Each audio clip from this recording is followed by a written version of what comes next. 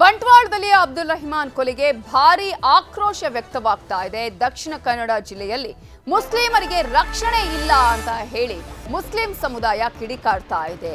ನಾಯಕರುಗಳು ಆಕ್ರೋಶವನ್ನ ವ್ಯಕ್ತಪಡಿಸ್ತಾ ಇದ್ದಾರೆ. ಕಾಂಗ್ರೆಸ್ನಲ್ಲಿರುವಂತಹ ವಿವಿಧ ಹುದ್ದೆಗಳಿಗೆ ಯಾರ್ಯಾರು ಮುಸ್ಲಿಮರು ಈ ಒಂದು ಹುದ್ದೆಗಳನ್ನ ಅಲಂಕರಿಸಿದ್ದಾರೋ ಅವರೆಲ್ಲರೂ ಕೂಡ ಇದೀಗ ಗುಡ್ ಬೈ ಹೇಳೋದಕ್ಕೆ ನಿರ್ಧಾರ ಮಾಡಿದ್ದಾರೆ. ಜಿಲ್ಲೆಯಲ್ಲಿ ನಮಗೆ ರಕ್ಷಣೆ ಇಲ್ಲದಂತಾಗಿದೆ, ನಮಗೆಲ್ಲ ರಕ್ಷಣೆನೇ ಸಿಗ್ತಾ ಇಲ್ಲ, ಜಿಲ್ಲೆಯ ಮುಸ್ಲಿಮರು ಕಾಂಗ್ರೆಸ್ ತೊರಿತೇವೆ ಅಂತ ಹೇಳಿ ಮಾಜಿ ಮೇಯರ್ ಕೆ ಅಶ್ರಫ್ ಆಕ್ರೋಶದ ನುಡಿಗಳನ್ನ ಆಡಿದ್ದಾರೆ. ಇವತ್ತು ಸಭೆಯನ್ನ ಮಾಡಿ ಸಾಮೂಹಿಕ ರಾಜೀನಾಮೆಯನ್ನ ಕೊಡ್ತೇವೆ, ನಮ್ಮ ಬೇಡಿಕೆ ಈಡೇರಿಸುವವರೆಗೂ ಕಾಂಗ್ರೆಸ್ ಜೊತೆಗೆ ಇರೋದಿಲ್ಲ ಅಂತ ಹೇಳಿ ದಕ್ಷಿಣ ಕನ್ನಡ ಮುಸ್ಲಿಂ ಮುಖಂಡರು ತೀವ್ರ ಆಕ್ರೋಶವನ್ನ ವ್ಯಕ್ತಪಡಿಸ್ತಾ ಇದ್ದಾರೆ. ನಿನ್ನೆ ಕೂಡ ಸಭೆಯಾಗಿದೆ, ಇವತ್ತು ಕೂಡ ಮಧ್ಯಾಹ್ನ ಸಭೆಯನ್ನ ಮಾಡಿ ತಾವು ಯಾವ್ಯಾವ ಹುದ್ದೆಯಲ್ಲಿದ್ದೇವೆ ಕಾಂಗ್ರೆಸ್ ಪಕ್ಷದಲ್ಲಿ ಆ ಎಲ್ಲಾ ಹುದ್ದೆಗಳಿಗೂ ಸಾಮೂಹಿಕವಾಗಿ ರಾಜೀನಾಮೆಯನ್ನ ಕೊಡ್ತೀವಿ ಅನ್ನುವಂತಹ ವಿಚಾರಗಳನ್ನ ಹೇಳಿದ್ದಾರೆ. ಇದೇ ವಿಚಾರಕ್ಕೆ ಸಂಬಂಧಪಟ್ಟ ಹಾಗೆ ಯಾರ್ಯಾರು ಏನೇನು ಹೇಳಿದ್ದಾರೆ ನೋಡೋಣ. ಪದೇ ನಮ್ಮ ನಾಯಕರುಗಳ ಹತ್ರ ಮಾತಾಡಿಕೊಂಡು ಈ ರೀತಿ ಆಗ್ತಾ ಇದೆ, ಒಂದು ಕ್ರಮ ಕೈಗೊಳ್ಳಿ ಅಂತ ಬೇಡಿದ್ರು ಕೂಡ ಅಷ್ಟು ಸೀರಿಯಸ್ ಆಗಿ ತಗೊಳ್ತಾ ಇಲ್ಲ. ಈ ಹತ್ಯೆಗೆ ಕಾರಣಗಳು ಯಾರು ಅಂತ ಹೇಳಿಕೆ ಯಾಕೆಂದ್ರೆ ಬಡ ಜನರು ಕೊಲ್ಲುವಂತ ರೀತಿ ಸರಿಯಲ್ಲ. ಅಂದ್ರೆ ನಾವು ಪಕ್ಷದಲ್ಲಿ ಒಂದು ಸ್ಥಾನಮಾನ ಕಡಿಸಬೇಕಾದ್ರೆ ನಮ್ಮ ಜನರು ಮುಖ್ಯ, ನಾವು ಜನರ ಮಧ್ಯೆ ಹೋಗುವಂತ ವ್ಯಕ್ತಿಗಳು. ಆಗ ಜನರ ಕೂಗಿದ್ದೆ ನೀವು ಪಕ್ಷ ಬಿಡಬೇಕಂತ ಹೇಳಿ ಒತ್ತಡ ಇದೆ. ಆಗಿರುವಾಗ ನಾವು ಒಂದು ನಿರ್ಧಾರ ಏನ್ ಮಾಡಿದೆ ಅಂತ ಹೇಳಿದ್ರೆ ಎಲ್ಲ ಪಕ್ಷದಲ್ಲಿರುವಂತಹ ಮುಖಂಡರುಗಳು ಪಕ್ಷದ ಏನು ಸ್ಥಾನಮಾನ ಇದೆ ಅದಕ್ಕೆ ರಿಸನ್ ಕೊಟ್ಟು ನಾವು ದೂರ ಉಳಿಯುವಂಥದ್ದು. ಯಾವ ಪಕ್ಷದ ಕಾರ್ಯಕ್ರಮ ಆಗಲಿ ಪಕ್ಷದ ವೇದಿಕೆಗಳ ಯಾರು ಕೂಡ ಹೋಗಬಾರದಂತ ನಾವು ನಿರ್ಧಾರ ಮಾಡಿದ್ವಿ. ಇದಕ್ಕೆಲ್ಲ ಯಾಕೆಂದ್ರೆ ಇದಕ್ಕೆ ನಮ್ಮ ಮುಖ್ಯಮಂತ್ರಿ ಆಗಲಿ ಮತ್ತು ಪಕ್ಷದ ಯಾರು ನಾಯಕರಿಗಿದೆ ನಮ್ಮ ಡಿ ಕೆ ಶಿವಕುಮಾರ್ ಆಗಲಿ ಎಲ್ಲರೂ ಕೂಡ ಬಂದು ಇಲ್ಲಿ ಕುತ್ಕೊಂಡು ಇದನ್ನು ಸರಿಪಡಿಸಿಕೊಂಡು ಇನ್ನು ಮುಂದೆ ದಕ್ಷಿಣ ಕನ್ನಡದಲ್ಲಿ ಈ ರೀತಿ ಆಗದೇ ನೋಡುವಂತ ವ್ಯವಸ್ಥೆ ಆಗಬೇಕಂತ ನಮ್ಮ ಒಂದು ಆಸೆ ಇದೆ.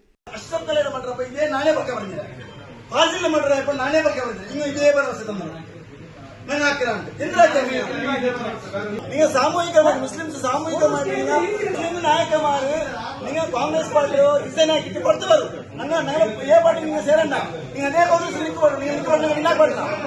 நாங்க போய் வந்தா நீங்க நாங்க சமுதாய இசத்தோட ஜீவிக்கணும். எத்தனை தலை தப்பி நாங்க ஜீவிச்சிட்டு கூடாது. நீங்க ரெப்ரசன்டேஷன் நீங்க யூடிகாதருக்கு சொல்லணும், நீங்க சலீமுக்கு சொல்லணும், நீங்க ஜமீர் அஹமதுக்கு சொல்லணும், நீங்க வேற யார் முஸ்லிம்ஸ் உள்ளாரு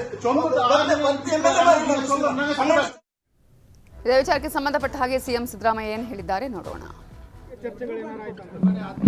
ಈ ಚರ್ಚೆ ಎಲ್ಲ ಜನರಲ್ ಆಗಿ ಚರ್ಚೆ ಮಾಡಿದ್ದೀವಿ. ಮಂಗಳೂರು ಪರ್ಟಿಕ್ಯುಲರ್ಲಿ ಮಂಗಳೂರು ವಿಚಾರ ಚರ್ಚೆ ಮಾಡಿ ವಿಚಾರವನ್ನ ಮುಖ್ಯಮಂತ್ರಿಗಳು ಬಹಳ ಮಂಗಳೂರು ವಿಚಾರದಲ್ಲಿ ಏನ್ ತೀರ್ಮಾನ ಹಿಂದೆ ಒಂದು ಆಂಟಿ ಕಮ್ಯುನಲ್ ಅಲ್ಲಿಗೆ ಈಗ ಸೌಹಾರ್ದತೆ ಬರಬೇಕು. ಅಲ್ಲಿ ಹಿಂದೂಗಳು ಮುಸಲ್ಮಾನರು ಯಾವುದೇ ಕಾರಣಕ್ಕೆ ದ್ವೇಷ ಇರಬಾರದು, ಆ ಸೌಹಾರ್ದತೆ ಬರಬೇಕು. ಅದಕ್ಕೆ ಸುಮ್ಮನೆ ಚರ್ಚೆ ಮಾಡ್ತಾ ಇದ್ದೀನಿ. ನಾನು ಹರಿಪ್ರಸಾದ್ಗೆ ನೀನು ಹೋಗಿದ್ದು ಬರ್ರಿ ಮಂಗಳೂರಿಗೆ ಅಂತ ಹೇಳ್ತಾ ಇದ್ದೆ. ನಿಜ, ದಕ್ಷಿಣ ಕನ್ನಡದಲ್ಲಿ ಕೋಮು ಸಾಮರಸ್ಯ ಬೆಳೆಸುವಂತಹ ಕೆಲಸ ಆಗಬೇಕಾದ ಹೊರತು ಅಲ್ಲಿ ಈಗಾಗಲೇ ರಾಜಕೀಯ ಅಥವಾ ತಮ್ಮ ಬೇಳೆಯನ್ನ ಬೇಯಿಸಿಕೊಳ್ಳುವಂತಹ ಕೆಲಸಗಳು ಆಗ್ತಾ ಇರೋದ್ರಿಂದಲೇ ರಕ್ತಕ್ಕೆ ರಕ್ತ, ದ್ವೇಷಕ್ಕೆ ದ್ವೇಷ, ಪ್ರತೀಕಾರಕ್ಕೆ ಪ್ರತೀಕಾರ ಅನ್ನುವಂತಹ ವಿಚಾರಗಳು ನಡೀತಾ ಇದೆ. ಅದೇ ಕಾರಣಕ್ಕಾಗಿ ಈಗ ಅಲ್ಪಸಂಖ್ಯಾತರು ಆಕ್ರೋಶವನ್ನು ವ್ಯಕ್ತಪಡಿಸಿ ರಾಜೀನಾಮೆಯ ನಿರ್ಧಾರವನ್ನು ಕೂಡ ಕೈಗೊಂಡಿದ್ದಾರೆ. ಮತ್ತು ನಾವು ಗಮನಿಸ್ತಾ ಇದ್ದೀವಿ, ಸುಹಾಸ ಹತ್ಯೆ ಆದ ಬಳಿಕ ಕೂಡ ಅನೇಕ ಕಾಂಗ್ರೆಸ್ನ ಮುಖಂಡರುಗಳಿಗೆ ಅಲ್ಪಸಂಖ್ಯಾತರು ಅಂದ್ರೆ ಮುಸ್ಲಿಮರು ಹೋಗಿ ಸಾಕಷ್ಟು ಆಕ್ರೋಶವನ್ನು ವ್ಯಕ್ತಪಡಿಸಿದ್ರು. ಗೃಹ ಸಚಿವರು ಹೋದಾಗಲೂ ಕೂಡ ತರಾಟೆಗೆ ತೆಗೆದುಕೊಂಡದ್ದನ್ನು ಕೂಡ ನಾವು ಗಮನಿಸಿದ್ವಿ. ಇಂತಹ ಸಂದರ್ಭದಲ್ಲಿ ಮತ್ತೆ ಇಂತಹ ಘಟನೆಗಳು ಆಗ್ತಾ ಇರುವಂತದ್ದು. ಒಂದೊಂದು ನಮಗೆ ರಕ್ಷಣೆ ಇಲ್ವಾ ಅನ್ನುವಂಥ ಪ್ರಶ್ನೆ ಪ್ರತಿಯೊಂದು ಸಮುದಾಯಕ್ಕೂ ಕೂಡ ಈಗ ಅಲ್ಲೇ ಆಗ್ತಾ ಇದೆ ಅಂತೇಳಿ ಈ ಸಂದರ್ಭದಲ್ಲಿ ರಾಜಕೀಯ ಬಿಟ್ಟು ಏನ್ ಮಾಡಬೇಕಾಗಿತ್ತು, ಜೊತೆಗೆ ಇದೀಗ ಈ ಒಂದು ಮುಸ್ಲಿಮರ ನಡೆಯ ಬಗ್ಗೆ ಹೇಳೋದು ಅತಿ ದೊಡ್ಡ ಮಾಕರಿ. ಈಗ ನೋಡಿ, ಅದು ಒಂದು SDPI ಒಂದು ಕಡೆ, BJP ಒಂದು ಕಡೆ, ಕಾಂಗ್ರೆಸ್ ಇನ್ನೊಂದು ಕಡೆ, ತ್ರಿಕೋನ ರಾಜಕೀಯ. ಆ ತ್ರಿಕೋನ ರಾಜಕೀಯದ ಪ್ರತಿ ಕೋನದಲ್ಲೂ ಕೂಡ ರಕ್ತ ಇರುವಂಥದ್ದು ಸ್ಪಷ್ಟವಾಗಿ ರಾಜ್ತಾ ಇದೆ. ಮತ್ತು ಅದು ಪ್ರತಿ ಪಕ್ಷದ ಪ್ರತಿ ಮುಖಂಡನಿಗೂ ಗೊತ್ತು, ಕಾರ್ಯಕರ್ತನಿಗೂ ಗೊತ್ತು, ಮತ್ತು ಅದೆಲ್ಲದಕ್ಕಿಂತ ಹೆಚ್ಚಾಗಿ ಜನಗಳಿಗೆ ಗೊತ್ತಿದೆ ಮತ್ತು ಜನಗಳಿಗೆ ಬೇಡ ಅದು. ಆದರೆ ಜನಗಳಿಗೆ ಬೇಡ ಅಂತ ಗೊತ್ತಿದ್ರೂ ಕೂಡ ಯಾರಿಗೆ ಬೇಕಿದೆ ಅಲ್ಲಿನ ಜನಪ್ರತಿನಿಧಿಗಳಿಗೆ ಬೇಕು. ಯಾಕಂದರೆ ಪ್ರತಿಯೊಂದು ಪಕ್ಷದ ಪ್ರತಿಯೊಬ್ಬ ಜನಪ್ರತಿನಿಧಿ ಅಸ್ತಿತ್ವ ಇರೋದೇ ಅಲ್ಲಿ. ಮಂಗಳೂರನ್ನು ವಿಶೇಷವಾಗಿ ಅಭಿವೃದ್ಧಿ ಮಾಡೋಕ್ಕೆ ಅಂಥದ್ದು ಏನಿಲ್ಲ. ಯಾಕಂದರೆ ನ್ಯಾಚುರಲಿ ಚೆನ್ನಾಗಿರುವಂಥ ರಾಜ್ಯ, ಅಲ್ಲಿ ಎಂಥ ಒಳ್ಳೆ ಇನ್ವೆಸ್ಟ್ಮೆಂಟ್ ಬರಬೇಕಿತ್ತು. ಬ್ಯಾಂಗ್ಳೂರಿಗೆ ಈಕ್ವಲ್ ಆಗಿ ಬೆಳೆಯೋಕ್ಕೆ ಅವಕಾಶ ಇದ್ದಂಥ ರಾಜ್ಯ ಅದು ಜಿಲ್ಲೆ, ಮತ್ತು ಮುಂಬೈಗೆ ಸರಿಸಮಾನವಾಗಿ ಬೆಳೆಯೋಕ್ಕೆ ಅವಕಾಶ ಇದ್ದಂಥ ಎಲ್ಲ ರೀತಿಯಲ್ಲೂ ಕೂಡ ಭೌಗೋಳಿಕವಾಗಿ ಸಂಪತ್ಭರಿತವಾಗಿದ್ದಂತಹ ಮತ್ತು ಶೈಕ್ಷಣಿಕವಾಗಿ ಸಂಪತ್ಭರಿತವಾಗಿದ್ದಂತಹ ಒಂದು ಭಾಗ ಇವತ್ತು ಈ ರೀತಿ ಮೂಲೆ ಮೂಲೆಯಲ್ಲಿ ರಕ್ತ ಕಾಣ್ತಾ ಇದೆ ಅಂದರೆ ನನ್ನದರದಾನ್ ಇದರಲ್ಲಿ ಪಾಲಿಟಿಷಿಯನ್ಸ್ನ ಅತಿ ದೊಡ್ಡ ಕಾಂಟ್ರಿಬ್ಯೂಷನ್ ಇದೆ. ಇವತ್ತು ಸೌಹಾರ್ದವಾಗಿರಬೇಕು, ದ್ವೇಷ ಆಗಬಾರ್ದು ಅಂತ ದೊಡ್ಡ ಜವಾಬ್ದಾರಿಯುತ ಮಾತುಗಳನ್ನು ಸಿದ್ದರಾಮಯ್ಯ ಹೇಳ್ತಾರೆ. ಆದರೆ ಸಿದ್ದರಾಮಯ್ಯ ಅವ್ರಿಗೂ ಕೂಡ ರಾಜ್ಯದ ಉಳಿದ ಭಾಗಗಳ ಮುಸ್ಲಿಮರ ಧ್ರುವೀಕರಣಕ್ಕೆ ಮಂಗಳೂರಿನಲ್ಲಿ ಇಲ್ಲಿ ಆಗ್ತಾ ಇರುವಂಥ ಘಟನೆಗಳು ಅನುಕೂಲ ಆಗುತ್ತೆ ಅನ್ನುವಂಥದ್ದು ಗೊತ್ತಿದೆ ಅವರಿಗೆ. ಮತ್ತು ಅವರದ್ದೇ ಸರ್ಕಾರದ ಜವಾಬ್ದಾರಿಯುತ ಸ್ಥಾನದಲ್ಲಿರುವಂಥ ಉಸ್ತುವಾರಿ ಸಚಿವರು ಘಟನೆಯಾದ ಕೆಲವೇ ನಿಮಿಷಗಳಲ್ಲಿ ಗಂಟೆಯಲ್ಲಿ ಟ್ವೀಟನ್ನು ಪೋಸ್ಟನ್ನು ಮಾಡ್ತಾರೆ, ಇಲ್ಲಿ ಏನಾಗ್ತಾ ಇದೆ ಅಂತ ಗೊತ್ತು, ಇದೆಲ್ಲ ಮುಂದುವರಿದ ಭಾಗ ಅಂತ. ಇನ್ನು ಇನ್ವೆಸ್ಟಿಗೇಷನ್ ಆಗಿಲ್ಲ, ಅದೇನು ಮರಳದಂದೇನೋ ಪ್ರತೀಕಾರದ ಕೊಲೆಯ ರಿವೆಂಜ್ ಪಾಲಿಟಿಕ್ಸ್ ಎಲ್ಲ ಆಯಾಮಗಳಲ್ಲಿ ಇನ್ನು ಪೊಲೀಸರೇ ಏನೂ ಹೇಳಿಲ್ಲ. ಸೊ ಉಸ್ತುವಾರಿ ಸಚಿವರೇ ಆ ರೀತಿ ಪೋಸ್ಟ್ ಮಾಡಿದ ಮೇಲೆ, ಹೇಳಿಕೆಗಳನ್ನು ಕೊಟ್ಟ ಮೇಲೆ, ಮತ್ತು ಬಹುತೇಕ ಕಾಂಗ್ರೆಸ್ ನಾಯಕರು ಅಂತಹ ಹೇಳಿಕೆಗಳನ್ನು ಕೊಡ್ತಾ ಇರುವಾಗ ಸಹಜವಾಗಿ ಪೊಲೀಸರನ್ನ ಏನು ಮಾಡ್ತಾರೆ, ಮಾಧ್ಯಮಗಳು ಕೇಳಿದಂಥ ಸಂದರ್ಭದಲ್ಲಿ ಹಿತೇಂದ್ರ ಹೇಳ್ತಾರೆ, ನಿಮಗೆ ಗೊತ್ತಲ್ಲ ಬರ್ಕೊಂಬಿಡಿ ಏನು ಅಂತ, ನಾವೇನು ಹೇಳಬೇಕು ಅಂತ. ಸೊ ಯಥಾ ರಾಜ ತಥಾ ಪ್ರಜಾ ಅಲ್ಲಲ್ಲಿ ಯಥಾ ರಾಜ ತಥಾ ಅಧಿಕಾರಿಗಳು ಇಲ್ಲಿ ಏನು ಸರ್ಕಾರಕ್ಕೆ ಯಾವ ಮನಸ್ಥಿತಿ ಇದೆ, ಅದು ಯಾವುದೇ ಪಕ್ಷ ಇರಲಿ ಅಧಿಕಾರದಲ್ಲಿದ್ದಾಗ ಸರ್ಕಾರದಲ್ಲಿ ಯಾವ ಮನಸ್ಥಿತಿ ಇದೆ ಆ ಮನಸ್ಥಿತಿಯೇ ರಿಫ್ಲೆಕ್ಟ್ ಆಗ್ತಾ ಇದೆ. ಆದರೆ ಸಾಯ್ತಾ ಇರೋರು ಯಾರು, ನಾನು ಫಾರ್ ಎಕ್ಸಾಂಪಲ್ ಹೇಳ್ತಾ ಇರುವಂಥದ್ದು ಅರುಣ್ ಪುತ್ತಿಲ ಅವ್ರ ಪರವಾಗಿ ಜೋರು ಅಭಿಯಾನಗಳಾಗ್ತವೆ. ಆದರೆ ಗೆದ್ದರೆ ಅರುಣ್ ಪುತ್ತಿಲ MLA ಆಗ್ತಾರೆ. ಆದರೆ ಅವರ ಸುತ್ತ ಸಾಯುವಂಥ ಏನು ಹುಡುಗರುಗಳು ಯಾರು, ಯಾವ ಜಾತಿಯವರು, ಸೊ ಅಧಿಕಾರ ಯಾರಿಗೆ, ಸಾಯೋರು ಯಾರು, ಆ ಅಧಿಕಾರದ ಕುರ್ಚಿಗೆ ಹೋಗುವಂಥ ಹಾದಿಯಲ್ಲಿ ಎಷ್ಟು ಹೆಣಗಳು ಉರುಳಿತವೆ, ಆ ಹೆಣಗಳೆಲ್ಲ ಯಾವ ಜಾತಿಯದು, ಅವ್ರ ಹಿನ್ನೆಲೆ ಏನು, ಓದ್ತಾ ಇದ್ದಾರಾ ಓದ್ತಾ ಇಲ್ವಾ, ಬರೀ ಏನು ಪುಡಾರಿಗಳ ದುಡ್ಡಿಗೋಸ್ಕರ ಅಲಿತಾ ಇರುವಂಥ ಲೆಕ್ಕಾಚಾರನ. ಒಬ್ಬ ಮುಸ್ಲಿಂ ಹುಡುಗಿ ಹೊರಗಡೆ ಎಲ್ಲೋ ಹೊರಡ್ತಾಳೆ ಅಂತಂದ್ರೆ ಅವರಿಂದ ಒಂದು 3-4 ಜನ ಬೈಕ್ ಹತ್ಕೊಂಡು ಮುಸ್ಲಿಂ ಹುಡುಗರು ಫಾಲೋ ಮಾಡ್ತಾರೆ, ಯಾರು ಬರ್ತಾನೆ, ಕೇಸರಿ ಅವ್ನು ಬರ್ತಾನ, ಹಸ್ರವನ್ ಬರ್ತಾನೆ, ಇವಳ ಜೊತೆ ಆರಾಮಾಗಿ ಮನೆಗೆ ಹೋಗ್ತಾಳ, ಬುರ್ಕಾ ಹಾಕಿದಳ ಹಾಕಿಲ್ವಾ, ಇಂಥ ಎಲ್ಲ ನೈತಿಕ ಪೊಲೀಸ್ಗಿರನ್ನ ಮುಸ್ಲಿಮರು ಮಾಡ್ತಾರೆ. ಮತ್ತೊಂದು ಕಡೆ ಯಾರೋ ಒಬ್ಬ ಹಿಂದೂ ಹುಡುಗಿ ಮಾಲ್ಗೆ ಹೋದರೆ ಮಾಲಲ್ಲಿರುವಂಥ ಸೆಕ್ಯೂರಿಟಿ ಏಜೆನ್ಸಿ ಬಜರಂಗ ದಳದ ಕಡೆಯವ್ರದ್ದೇ ಇರ್ತಾರೆ, ಅಥವಾ ಬಿಸ್ನೆಸ್ ಮಾಡ್ತಾ ಇರ್ತಾರೆ, ಏನೇ ಇರ್ಬೋದು. ಮುಸ್ಲಿಮರು ಮಾಲಲ್ಲಿ ಏನೋ ಬಜರಂಗ ದಳದವರು ಕೂಡ ಸೆಕ್ಯೂರಿಟಿ ಏಜೆನ್ಸಿ ಆಗಿರ್ತಾರೆ.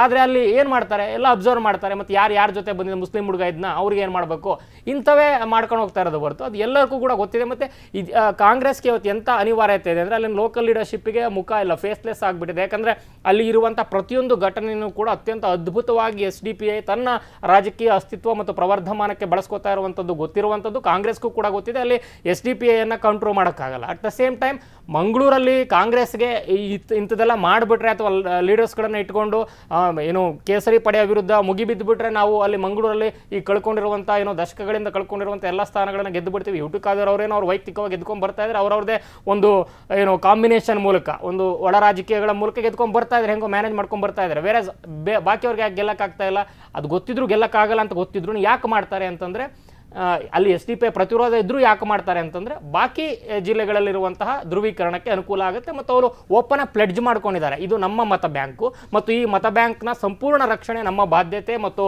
ಆಸ್ತಿ, ಆ ಕಾರಣಕ್ಕೆ ನಾವು ಇದ್ರ ಪರವಾಗಿ ಇದ್ದೇ ಇರ್ತೀವಿ ಅಂತ. ಸೊ ಸಹಜವಾಗಿ ಇವ್ರು ಒಂದು ಕಡೆ ಪೊಲರೈಸ್ ಆದಂಗೆ ಮತ್ತೊಂದು ಕಡೆ ಪೊಲರೈಸ್ ಆಗೇ ಆಗುತ್ತೆ.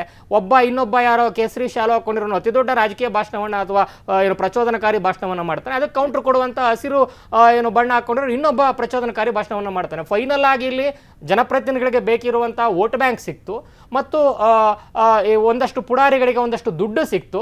ಆದರೆ ಅವರ ಮನೆ ಮಠ ದಿಕ್ಕಾಪಾಲಾಗೋ ರೀತಿ, ದಿವಾಳಿ ಆಗೋ ರೀತಿ ಅವರ ಮನೆ ಮಕ್ಕಳು ಬೀದಿ ಹೆಣ ಆಗ್ತಾರೆ. ಫೈನಲಿ ಬಿಸ್ನೆಸ್ ಏನು ಅಲೈನ್ಮೆಂಟ್ಗಳ ಜೊತೆಗೂ ಕೂಡ ಒಳಗೊಳಗೆ ದ್ವೇಷ ರಾಜಕೀಯ ಬೆಳೀತಾ ಇರುವಂಥದ್ದು, ಅಥವಾ ಸ್ಥಳೀಯ ದ್ವೇಷ ಹಿತಾಸಕ್ತಿಗಳ ಕಾರಣಕ್ಕೆ ಇಡೀ ಆಗಿರಬೇಕಾಗಿದ್ದಂಥ ಒಂದು ಮಂಗಳೂರನ್ನು ಈ ರೀತಿ ಒಂದು ಬೀದಿ ಪಾಲು ಆಗೋ ರೀತಿ ಮಾಡಿ, ರಕ್ತ ಸಿಕ್ತ ಮಾಡಿ, ಇದೇನು ಕಾಶ್ಮೀರನ ಮಂಗಳೂರ ಅತಿ ದೊಡ್ಡ ಲ್ಯಾಬೊರೇಟರಿ 30 ವರ್ಷದಿಂದ ಏನಾಗ್ತಿದೆ ಅಂತ ಎಲ್ರಿಗೂ ಗೊತ್ತು. ಆದರೆ ಎಲ್ಲರೂ ಕೂಡ ಎಷ್ಟು ಸಾಧ್ಯ ಆ ಬಿಸಿಯಲ್ಲಿ, ಆ ಬೆಂಕಿಯಲ್ಲಿ ತಮ್ಮ ಕಾಳು ಬೇಳೆಗಳನ್ನು ಬೇಯಿಸ್ಕೊಂಡು ಮೃಷ್ಟಾನ್ನ ಭೋಜನವನ್ನು ಹೆಂಗೆ ರೆಡಿ ಮಾಡ್ಕೊಬೇಕು ಅಂತ ಮಾಡ್ತಾ ಇದ್ದಾರೆ ನವಿತಾ. ಎಸ್ ಪಟೇಲ್, ಈಗಾಗಲೇ ಒಂದ್ ಕಡೆ ಸಾಮರಸ್ಯ ಆಗಬೇಕಾದಂತಹ ವಿಚಾರ, ಅಲ್ಲಿ ಈ ರೀತಿಯಾಗಿ ರಾಜಕೀಯ ಬೇಳೆಗಳನ್ನು ಬೇಯಿಸ್ಕೊಳ್ಳುವಂತಹ ಕೆಲಸ ಆದರೆ ಇದು ಕಾಂಗ್ರೆಸ್ಗೆ ಅತಿ ದೊಡ್ಡ ಥ್ರೆಟ್ ಅಂತ ಹೇಳ್ಬಹುದಾ ಹೇಗೆ, ಅಥವಾ ಇದನ್ನ ಕಾಂಗ್ರೆಸ್ ಇದರ ಮೇಲೆ ಯಾವ ರೀತಿಯಾಗಿ ಪರಿಣಾಮ ಬೀರಬಹುದು ಅಂತ ಅನ್ಸುತ್ತೆ? ನವಿತಾ ಜೈನ್ ಕಳೆದ 2.5 ದಶಕಗಳಿಂದ ಅಂದರೆ 25 ವರ್ಷಗಳಿಂದಲೂ ಕೂಡ ಕರಾವಳಿ ಭಾಗದ ನೆತ್ತರ ರಾಜಕೀಯವನ್ನು ತಾವು ಗಮನಿಸ್ತಾ ಬನ್ನಿ. ಅಲ್ಲಿರ್ತಕ್ಕಂಥ ಕೆಲವು ಮತಾಂಧರು ಮತ್ತು ಕಮ್ಯುನಲ್ ಸಂಘಟನೆಗಳು, ಮುಖಂಡರುಗಳು ತಮ್ಮ ಬೇಳೆ ಬೇಯಿಸ್ಕೊಳ್ಳಿಕ್ಕೆ ಅಲ್ಲಿ ಕೊಲೆಗಳಾಗಿದ್ದಾವಲ್ಲ, ಆ ಕೊಲೆಗಳ ಅಷ್ಟು ಲೀಸ್ಟನ್ನು ತೆಗೆದುಕೊಳ್ಳಿ. ಯಾವ ಫ್ರಂಟ್ ಲೈನ್ ಇರ್ತಕ್ಕಂಥ ರಾಜಕಾರಣಿಗಳ ಕುಟುಂಬಸ್ಥರು ಆಗಿಲ್ಲ, ಅವರ ಅಣ್ಣ ತಮ್ಮಂದರು ಆಗಿಲ್ಲ, ಅವರ ಮಕ್ಕಳು ಕೂಡ ಕೊಲೆಗಳು ಆಗಿಲ್ಲ, ಮತ್ತು ಅವರೆಲ್ಲೂ ಕೂಡ ಅವ್ರಗಳ ಮೇಲೆ ಕೊಲೆ ಕೇಸ್ಗಳು ಇಲ್ಲ, ಮತ್ತು ಹಲ್ಲೆ ಕೇಸ್ಗಳು ಕೂಡ ಇಲ್ಲ. ನೀವು ಗಮನಿಸ್ತಾ ಬನ್ನಿ, ಅಲ್ಲಿರ್ತಕ್ಕಂಥ ಎಲ್ಲ ಸಣ್ಣ ಸಣ್ಣ ಸಮುದಾಯಗಳು, ಕೂಲಿ ಕಾರ್ಮಿಕರು, ಅಲ್ಲಿರ್ತಕ್ಕಂಥ ಮೀನುಗಾರರು, ಈಡಿಗ ಸಮುದಾಯ, ಅಲ್ಪಸಂಖ್ಯಾತಲ್ಲಿರ್ತಕ್ಕಂಥ ಎಲ್ಲ ಬಡವರುಗಳು ಮಾತ್ರ ಅಲ್ಲಿ ಕೊಲೆಗಳಾಗಿರ್ತಕ್ಕಂಥದ್ದು. ಕೊಲೆ ಮಾಡಿರುವಂಥವರು ಕೂಡ ಅವರು, ಅಂದರೆ ಆ ಮಟ್ಟದ ಪ್ರಚೋದನೆ ನಡೆದಿರ್ತಕ್ಕಂಥದ್ದು. ಇದು ಈ ಪ್ರಕ್ಷುಬ್ಧ ವಾತಾವರಣಕ್ಕೆ ಯಾರು ಕಾರಣ ಅಂತ ಹೇಳಿದ್ರೆ, ಒನ್ಸ್ ಅಗೇನ್ ಅಲ್ಲಿರ್ತಕ್ಕಂಥ ಅದು ಅಲ್ಪಸಂಖ್ಯಾತ ಕೆಲವು ಸಂಘಟನೆಗಳು ಮತ್ತು ಹಿಂದೂ ಕೆಲವು ಸಂಘಟನೆಗಳು ಕೂಡ ಕಾರಣ ಆಗಿರ್ತಕ್ಕಂಥದ್ದು. ಪ್ರಕ್ಷುಬ್ಧ ವಾತಾವರಣ ನಿರ್ಮಾಣ ಮಾಡಲಿಕ್ಕೆ ಅಲ್ಲಿರ್ತಕ್ಕಂಥ ಅನೇಕ ರಾಜಕಾರಣಿಗಳ ಪ್ರಚೋದನಕಾರಿ ಭಾಷಣಗಳು ಕೂಡ ಆಗಿರ್ತಕ್ಕಂಥ, ಆ ಭಾಷಣಗಳಿಂದ ಪ್ರಚೋದನೆ ಒಳಗಾಗಿ ಕೊಲೆಗಳು ಆಗಿರ್ತಕ್ಕಂಥದ್ದು. ಅಲ್ಲಿ ಒಂಥರ ಅಮ್ಮುರಾಬಿ ಸಿಸ್ಟಮ್ ಆಗಿರ್ತಕ್ಕಂಥ ಮಂಗಳೂರಿನ, ಅಲ್ಲಿ I for high, teeth for teeth ಅಂತೇಳಿ, ಅಲ್ಲಿ ನೀನು ಕೊಲೆ ಮಾಡಿದ್ರೆ ನಾನು ನಿನ್ನನ್ನು ಕೊಲೆ ಮಾಡ್ತೀನಿ ಅನ್ನೋ ಸ್ಥಿತಿ ನಿರ್ಮಾಣ ಆಗಿರುವಂಥದ್ದು. ನಾವೀಗ ಈ ವಿಚಾರಕ್ಕೆ ಬರೋಣ. ಇವತ್ತು ಯಾಕೆ ಮುಖ್ಯಮಂತ್ರಿಗಳು ಹರಿಪ್ರಸಾದ್ ರವ್ರನ್ನ ಭೇಟಿಯಾದರು ಅಂತೇಳಿ. ಮಂಗಳೂರು, ದಕ್ಷಿಣ ಕನ್ನಡ ಸಂಪೂರ್ಣವಾಗಿ ಈ ಸಮಯದಲ್ಲಿ ಕೈತಪ್ಪಿ ಹೋಗುವ ಆತಂಕ ಇರ್ತಕ್ಕಂಥದ್ದು. ಅಲ್ಲಿರ್ತಕ್ಕಂಥ ಅಲ್ಪಸಂಖ್ಯಾತರು, ನಮ್ಮದೇ ಸರ್ಕಾರ ಇದೆ, ನಾವು ಓಟ್ ಹಾಕ್ತಕ್ಕಂಥ ಸರ್ಕಾರ ಇದೆ, ಆದರೂ ಕೂಡ ನಮಗೆ ರಕ್ಷಣೆ ಇಲ್ಲ ಅಂತೇಳಿ ಆತಂಕಕ್ಕೆ ಒಳಗಾಗಿರ್ತಕ್ಕಂಥದ್ದು. ನಿಮಗೆ ಸಾಮಾಜಿಕ ಜಾಲತಾಣ ಅಷ್ಟೇ ಅಲ್ಲ, ಬಹಿರಂಗವಾಗಿ ಅಲ್ಲಿರ್ತಕ್ಕಂಥ ಅಲ್ಪಸಂಖ್ಯಾತ ಅನೇಕ ಮುಖಂಡರುಗಳು ಸರ್ಕಾರ, ಮುಖ್ಯಮಂತ್ರಿ ಮತ್ತು ಉಪಮುಖ್ಯಮಂತ್ರಿಗಳು ಯಾವುದೇ ಕಾರಣಕ್ಕೆ ಇಲ್ಲಿ ಬರಬೇಡಿ, ನೀವು ನಮ್ಮ ಬೆಂಬಲಕ್ಕೆ ಇಲ್ಲ ಅಂತ ಹೇಳ್ತಿದ್ದಾರೆ. ಮತ್ತು ಗೃಹ ಸಚಿವರು ಕೂಡ ನಮ್ಮ ಪರವಾಗಿಲ್ಲ ಅಂತ ನೇರವಾಗಿ ಆಕ್ರೋಶವನ್ನು ವ್ಯಕ್ತಪಡಿಸ್ತಿದ್ದಾರೆ. ಮತ್ತೊಂದು ಕಡೆ ಅಲ್ಲಿ ಒಂದು ಅಭಿಯಾನ ಆರಂಭ ಆಗಿರ್ತಕ್ಕಂಥದ್ದು. BK ಹರಿಪ್ರಸಾದ್ ಅಂತವರು ನಮಗೆ ಗೃಹ ಸಚಿವರು ಬೇಕು, ಅವರು ನಮ್ಮ ಪರವಾಗಿದ್ದಾರೆ ಅನ್ನೋ ಒಂದು ಅಭಿಯಾನ ಆರಂಭ ಆಗಿರ್ತಕ್ಕಂಥದ್ದು. ಯಾಕಂತ ಹೇಳಿದ್ರೆ ಕರಾವಳಿ ಭಾಗದಲ್ಲಿ BK ಹರಿಪ್ರಸಾದ್ ಅವರಿಗೆ ತನ್ನದೇ ಆದ ಹಿಡಿತ ಇರ್ತಕ್ಕಂಥ, ಅದು ಕಾರಣಕ್ಕೆ ಅವರು ಅಲ್ಲಿನ ಸಮುದಾಯ ಇರ್ತಕ್ಕಂಥದ್ದು, ಅವರ ಸಮುದಾಯ ಇರ್ತಕ್ಕಂಥ, ಆ ಸಮುದಾಯ ದೊಡ್ಡ ಮಟ್ಟದಲ್ಲಿ ಇರ್ತಕ್ಕಂಥದ್ದು. ನಿಮಗೆ ಮಂಗಳೂರಲ್ಲಿ, ದಕ್ಷಿಣ ಕನ್ನಡದಲ್ಲಿ ಈಗ ಸದ್ಯದ ಮಟ್ಟಿಗೆ ಅಲ್ಲಿನ ಉಸ್ತುವಾರಿ ಸಚಿವರು ದಿನೇಶ್ ಗುಂಡೂರಾವ್ ಅವರು ಇದ್ದರೂ ಕೂಡ ಅಲ್ಲಿ ಇಡೀ ದಕ್ಷಿಣ ಕನ್ನಡ ಜಿಲ್ಲೆಯಲ್ಲಿ ದಿನೇಶ್ ಗುಂಡೂರಾವ್ ಅವರ ಕಂಟ್ರೋಲ್ನಲ್ಲಿ ಇಲ್ಲ. ಅಲ್ಲಿ ಇಡೀ ದಕ್ಷಿಣ ಕನ್ನಡ ಜಿಲ್ಲೆಯನ್ನು ಪರೋಕ್ಷವಾಗಿ ಬೆನ್ನಿನ ಹಿಂದೆ ಅಲ್ಲಿ ಜಿಲ್ಲೆಯ ಉಸ್ತುವಾರಿಯನ್ನು ಕಂಟ್ರೋಲ್ ಮಾಡ್ತಿರ್ತಕ್ಕಂಥದ್ದು. ಅಷ್ಟು ಆಗುವಗಳು, ಅದು ವರ್ಗಾವಣೆಯಿಂದ ಹಿಡಿದು ಪೊಲೀಸ್ ವಿಚಾರವರೆಗೂ ಕೂಡ ಅದು ಕಾಂಗ್ರೆಸ್ನಲ್ಲೇ, ಕಾಂಗ್ರೆಸ್ ವಲಯದಲ್ಲಿ ಹೇಳ್ತಕ್ಕಂಥದ್ದು, ಅದು ಸ್ಪೀಕರ್ ಖಾದರ್ ಮತ್ತು ಅವರ ಕುಟುಂಬದ ಕಂಟ್ರೋಲ್ ಇದೆ. ಹಾಗಾಗಿ ಅಲ್ಲಿ ಇಷ್ಟೆಲ್ಲಕ್ಕೂ ಕೂಡ ಕಾರಣ ಅವರು ಅಂತೇಳಿ ನೇರವಾಗಿ ಹೇಳ್ತಿದ್ದಾರೆ. ಒಂದು ಕಡೆ ಅವರ ಸ್ಪೀಕರ್ ಖಾದರ್ ಅವರು ಮತ್ತು ಅವರ ಕುಟುಂಬ ವರ್ಗದವರು ಕಾಂಗ್ರೆಸ್ನವರೇ ಆರೋಪ ಮಾಡುವಂತೆ ಕಾಂಗ್ರೆಸ್ ವಲಯದಲ್ಲೇ ಕೇಳಿ ಬರ್ತಿರುವ ಮಾತು. ಒಂದು ಕಡೆ ಹಿಂದೂಗಳು ಸಿಕ್ಕಿದರೆ ಹಿಂದೂಗಳ ಪರವಾಗಿ, ಮತ್ತೊಂದು ಕಡೆ ಅಲ್ಪಸಂಖ್ಯಾತರ ವಿಚಾರದಲ್ಲಿ ಅಲ್ಪಸಂಖ್ಯಾತರ ಪರವಾಗಿ, ಎಲ್ಲೊಂದು ಕಡೆ ಬ್ಯಾಲೆನ್ಸ್ಟಿಕ್ ಆಗಿ ಅವರು ನಡೆದುಕೊಳ್ತಿರ್ತಕ್ಕಂಥದ್ದು ಇದಕ್ಕೆ ಕಾರಣ ಅಂತ ಹೇಳ್ತಿರ್ತಕ್ಕಂಥದ್ದು. ಸದ್ಯ ಈಗ ಜಮೀರ್ ಅಹಮದ್ ಅವರು ಅಲ್ಪಸಂಖ್ಯಾತ ನಾಯಕರು ಅಂತ ಹೇಳ್ತಾರೆ. ಮುಖ್ಯಮಂತ್ರಿ ಸಿದ್ದರಾಮಯ್ಯನವರು OBC ಲೀಡರ್ ಇರ್ಬೋದು, ಅದೇ ರೀತಿ ಅವರು ಅಲ್ಪಸಂಖ್ಯಾತರು ಕೂಡ ಲೀಡರ್ ಅಂತ ಹೇಳ್ತಾರೆ. ಆದರೆ ಈಗ ಪರಿಸ್ಥಿತಿ ಕರಾವಳಿ ವಿಷಯದಲ್ಲಿ ಸ್ವತಃ ಸಿದ್ದರಾಮಯ್ಯ ಆಗಲಿ, DK ಶಿವಕುಮಾರ್ ಆಗಲಿ, ದಿನೇಶ್ ಗುಂಡೂರಾವ್ ಆಗಲಿ, ಯಾರು ಹೋದರೂ ಕೂಡ ಅವ್ರು ಯಾರ ಮಾತನ್ನು ಕೇಳೋಕ್ಕೆ ತಯಾರಿಲ್ಲ. ಯಾಕಂತ ಹೇಳಿದ್ರೆ ಜಮೀರ್ ಅಹಮದ್ ರಾಜ್ಯಕ್ಕೆ ದೊಡ್ಡ ಲೀಡರ್ ಇರ್ಬೋದು, ಆದರೆ ಕರಾವಳಿ ವಿಷಯದಲ್ಲಿ ಸೂಕ್ಷ್ಮ ವಿಚಾರದ ಈ ಕ್ಷಣದಲ್ಲಿ ಅವರು ಹೋಗಿ ಯಾವುದೇ ರೀತಿ ಮಾತುಕತೆ ಅವ್ರನ್ನ ಸಮಾಧಾನ ಮಾಡೋ ಸ್ಥಿತಿಲಿಲ್ಲ. ಯಾಕಂದರೆ ಅವ್ರು ತಿರುಗಿ ಬಿಡುವ ಲಕ್ಷಣ ಇರ್ತಕ್ಕಂಥ.